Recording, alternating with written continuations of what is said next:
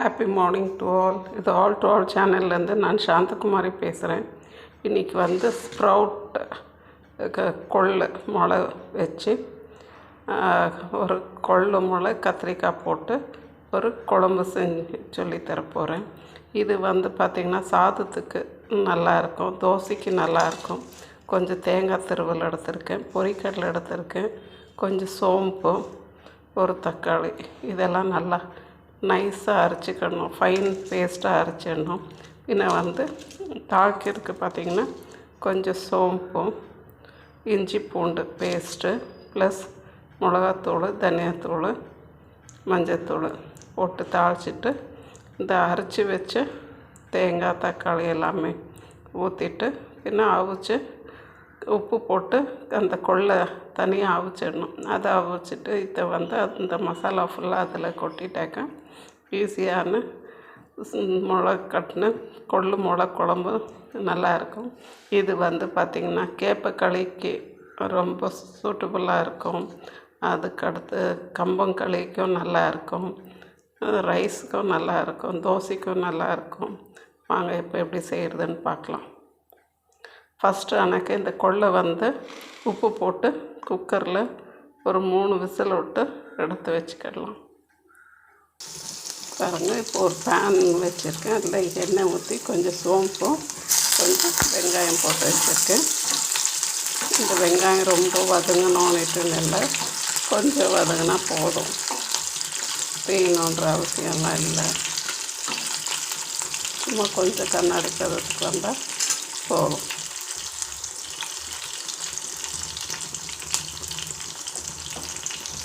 இப்போ ஒரு ஸ்பூன் இஞ்சி பூண்டு போட்டிருக்கேன். இந்த இஞ்சி பூண்டு பேஸ்ட் வந்து இதில் கொஞ்சம் வதங்கிக்கிட்டோம் இந்த எண்ணெயில்.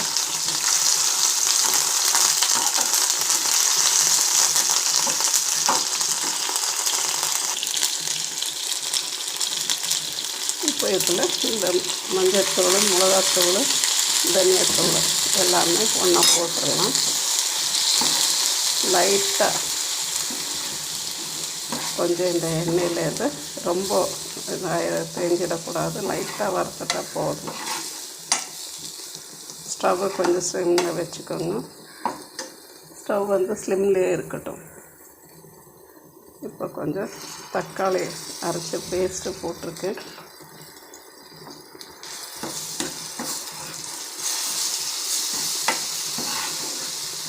இதுலேயே நல்லா வதங்கட்டும்.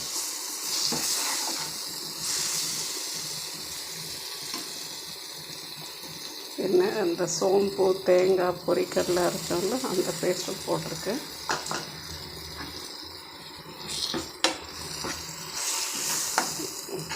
நம்ம அரைச்சி விட்ட எல்லாமே வந்து கொஞ்சம் இதில் நல்லா ஃப்ரை ஆகணும்.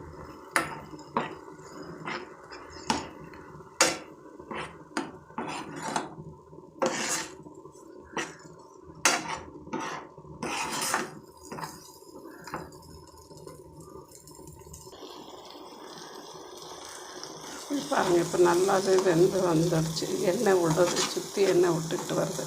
இப்போ இதோட அந்த வேக வச்ச கொள்ளு, உப்பு போட்டு வேக வச்சுருக்க அந்த கொள்ளை சேர்த்துடலாம்.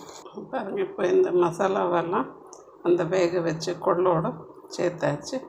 மிக்ஸ் பண்ணி விட்டுட்டு கத்திரிக்காய், உருளைக்கிழங்கு ரெண்டுமே போடலாம்.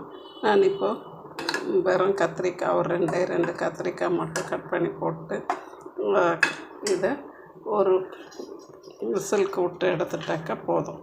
மூடி போட்டு ஒரு விசில் விட்டு எடுத்துடலாம். உங்களுக்கு தண்ணி பாருங்கள் எவ்வளோ வேணும், குழம்போடைய அளவு பார்த்துக்கோங்க எவ்வளோ வேணும்னுட்டுன்னு.